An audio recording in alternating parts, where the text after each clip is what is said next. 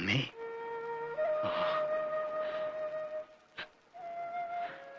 മോനെ. ഞാൻ വന്നല്ലോ, എന്റെ പൊന്നുമോനിങ്ങി വന്നല്ലോ. ഓർക്കണം, ഈ പാപമൊക്കെ ഞാൻ എവിടെ കഴിയിക്കളയെന്ന് എനിക്കറിയില്ല. അച്ഛനോട് ഓർക്കണം. ഒന്നും പറയണ്ട. നിന്നെ മനസ്സിലാക്കാൻ ഇപ്പോഴെങ്കിലും എനിക്ക് കഴിഞ്ഞില്ലെങ്കിൽ അച്ഛനെന്ന് പറയാനുള്ള യോഗ്യത ഇല്ലാണ്ടാവും. വാ, വീട്ടിൽ വാ. ഒരു നിമിഷം നേരത്തെ നിന്നെ കണ്ട അത്രയും നേരം കൂടെ ആയുസ് കിട്ടുന്ന രണ്ടുപേരുണ്ട്. വാ.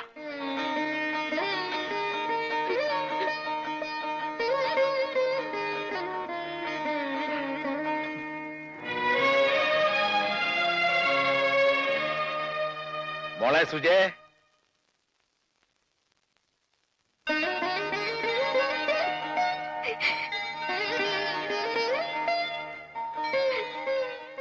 മോളിത് ആരാന്ന് നോക്കിയേ. നിന്റെ തപസ്സിന്റെ ശക്തി കൊണ്ട് മാത്ര ഇവനെ നമുക്ക് തിരിച്ചു കിട്ടിയത്. മോളിങ്ങി വന്നേ.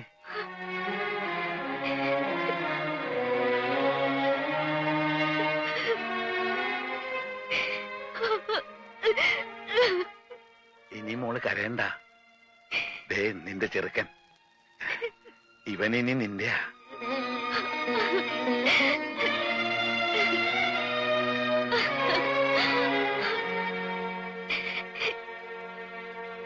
മോനെ,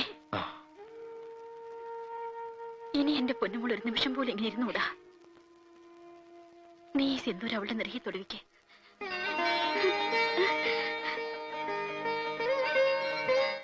നാളെ എന്റെ വിവാഹമാണ്.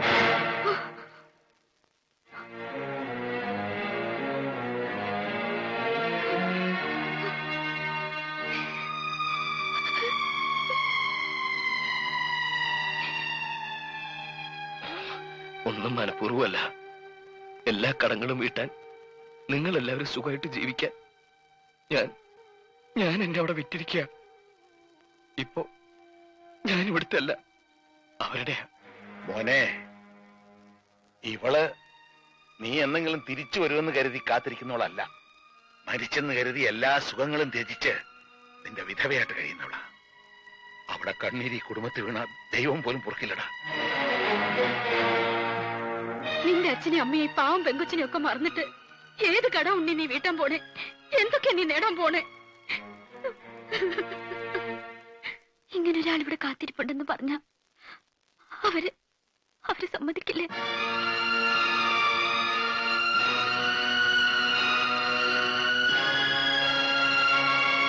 സുജി, ഞാൻ ബുദ്ധിമുട്ടാച്ച വേണ്ടാട്ടോ. ഞാനിങ്ങനെ വെറുതെ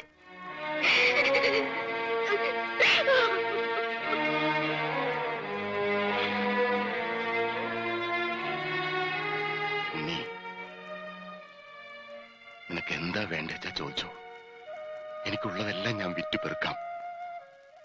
തെരുവിലിറങ്ങി പിച്ചെടുക്കേണ്ടി വന്നാലും നീ ചോദിക്കുന്നത് ഞാൻ തരാം. നീ എന്റെ മോളെ വിട്ടു പോകരുത്. പോകാൻ ഞാൻ സമ്മതിക്കില്ല. ഞാൻ സമ്മതിക്കില്ല.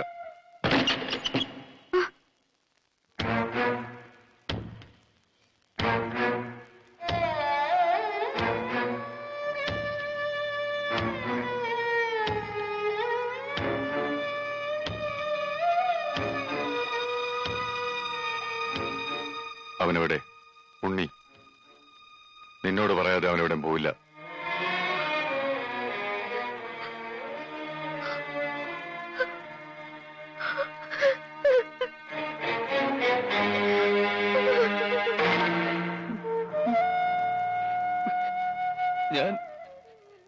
ഞാനിപ്പോ എന്താ ചെയ്യേണ്ടത്?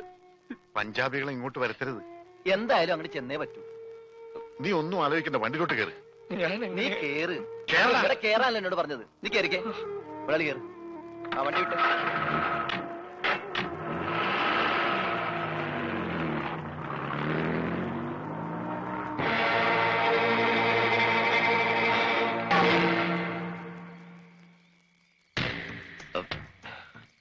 ഞാൻ എന്റെ വീട്ടിലേക്കൊന്ന്. വേണ്ട. ഒരു സത്യം നീ ലംഘിച്ചു.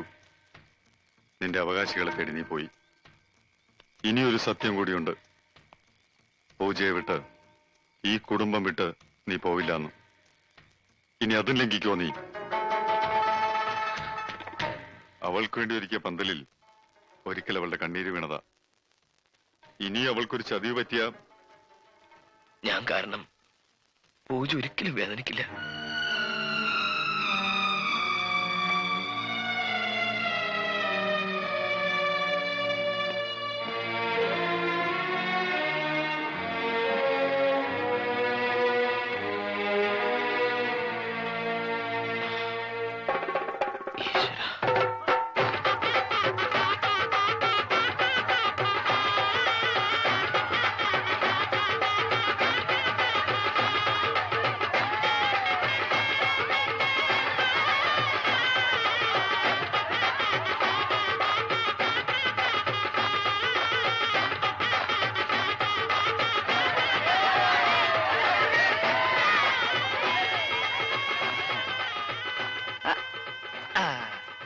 ഇതെന്റെ വക ഒരു സമ്മാന, ഒരു മോതിരം. ഇത് നിന്റെ വിരലിൽ കേറില്ല, അത്രക്ക് ചെറുതാ. നിനക്കൊരു കുട്ടി ഉണ്ടാവുമ്പോ അതില്ല. എന്നെ കൊണ്ട് അത്രേ കഴിയുള്ളടാ. നമസ്തേ, അങ്ങോട്ടിരിക്കാം. കല്യാണം നടന്നോ? നടക്കാൻ പോണേ ഉള്ളൂ. നടക്കാൻ പോണ ഇപ്പഴാ? നടക്കാനൊക്കെ പിന്നെ പോവാന്ന് പറ. ആദ്യം കല്യാണം നടത്താൻ നോക്ക്. ഇതും കൂടെ നടന്നില്ലേ പിന്നെ ഇതും പറഞ്ഞ് എനിക്കിതിന്റെ പോലെ നടക്കാൻ പറ്റൂല. നടക്കാ നീ ആടാ നടരാജനാ. ജലന്ധറിലെ കച്ചവട രാജാക്കന്മാർ ഒരാളാ മിസ്റ്റർ ജോഗീന്ദ്ര സിംഗ്.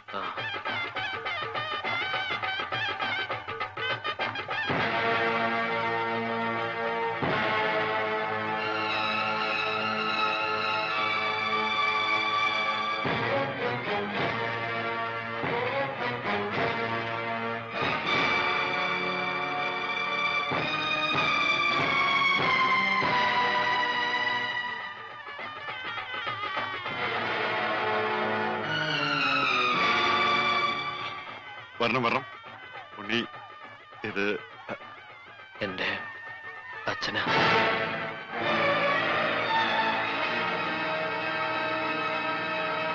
ഇത് ഇവന്റെ അമ്മയാ.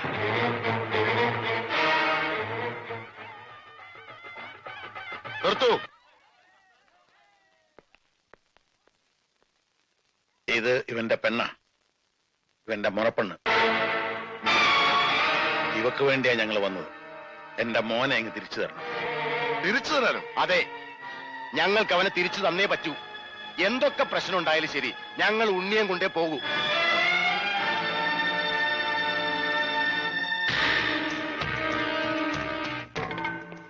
നീ ഇവനെ കൊണ്ടുപോകോ? കൊണ്ടുപോകൂടാ, കൊണ്ടുപോകും. എന്താ സംശയം? എന്റെ പെങ്ങളുടെ കല്യാണം മുടക്കിയിട്ട് നീ അവനെ കൊണ്ട് പോവോ? വിടണോ എന്നെ? എട്ടാം പേരെ ആളെ കെട്ടിയില്ലേ നിന്റെ പെങ്ങളെ കളകിക്കൂട്ടെ തള്ളടാ.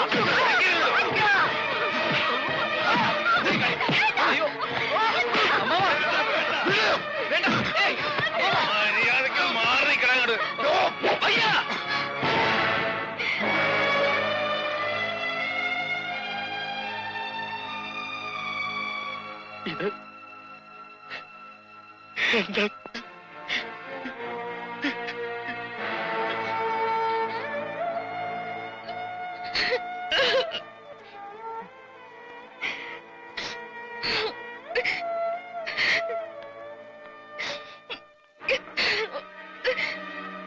വിട്ടുകൊടുക്കില്ല. ആര് വന്നാലും വിട്ടുകൊടുക്കില്ല.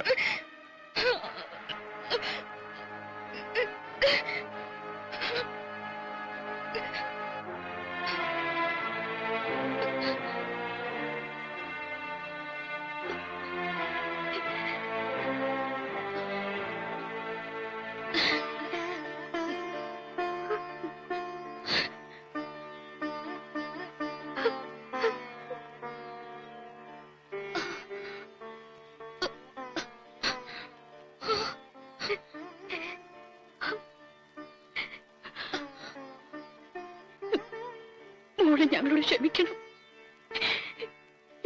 എന്റെ മോനെ ഇങ്ങ് വിട്ടു തരണം. ഇത്രയും നാൾ ഉണ്ണേട്ടന്റെ വിധവാന്ന് പറഞ്ഞെങ്കിലും ഞാൻ കഴിഞ്ഞു. ഇനി ഞാൻ എങ്ങനെ കഴിയേണ്ടത്?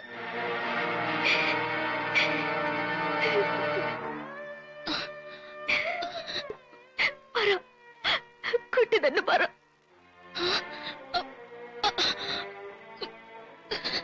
അവൾക്കൊന്നും പറയാൻ കഴിയില്ല. ഓമയ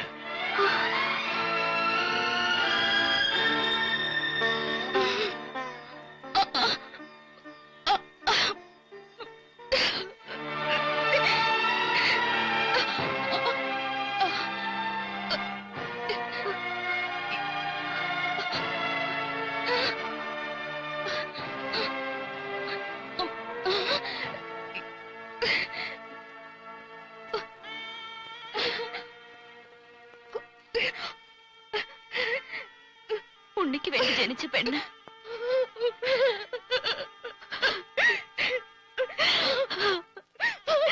ഞാനല്ല.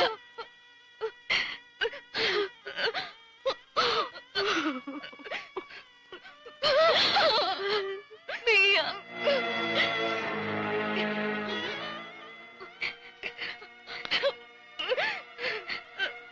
നിങ്ങൾക്കിടയിൽ ഒരു തടസ്സമായിട്ട് ഞാൻ വരില്ല.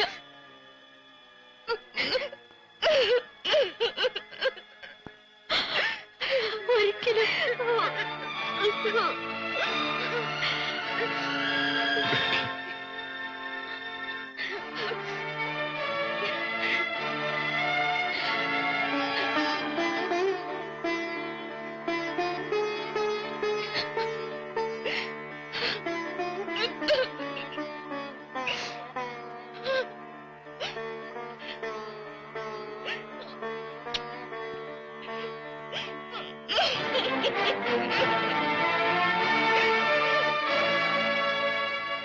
വയ്യ. ഒരാളുടെ കണ്ണീര് വീഴ്ത്തിയിട്ട് ഈ വീട്ടിലാരും സന്തോഷിക്കാറില്ല. ജീവനും ത്യാഗം ചെയ്യുന്നവരാ പഞ്ചാബികള്. ആ രക്തമല്ല അവൾക്കും. അവളും ത്യാഗം ചെയ്യട്ടെ.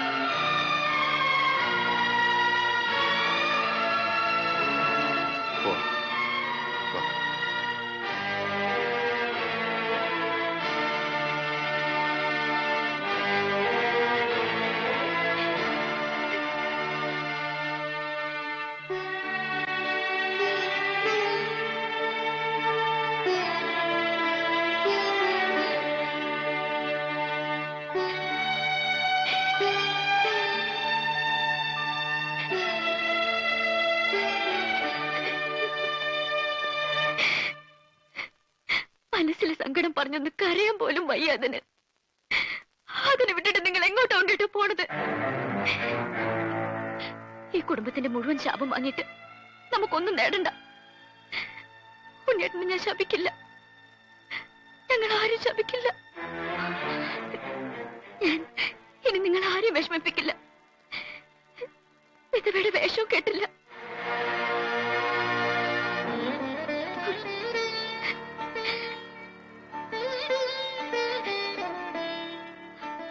ആ മിണ്ടാപ്രാണിക്കൊരു ജീവിതം കൊടുത്ത എന്റെ മനസ്സിൽ ഉണ്ണിയേട്ടൻ ഇനിയും വലുതാവുകയുള്ളൂ. നിറഞ്ഞ മനസ്സോടെ ഞാനീ പറയണേ.